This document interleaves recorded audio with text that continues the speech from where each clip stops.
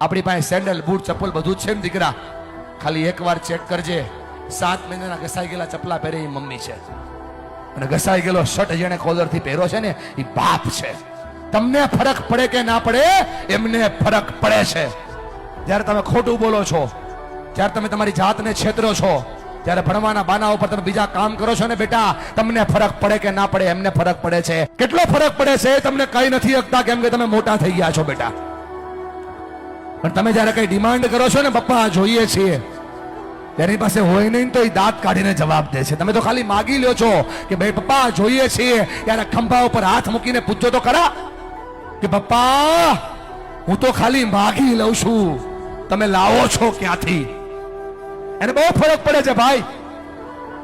ફરી કઈ નથી શકતા, તું જુવાન થઈ ગયો ને એટલા માટે. અને જો મારા પર ભરોસો ન હોય, ખાલી આંખોમાં ચેક કરે ને કેટલો ફરક પડે છે. આ બાપની આંખમાં જે આંસુ પડે છે ને, એને એટલો ફરક પડે છે. એટલા માટે ભણો કે તમે તમારા માતા પિતાના સપનાને પૂરા કરી શકો.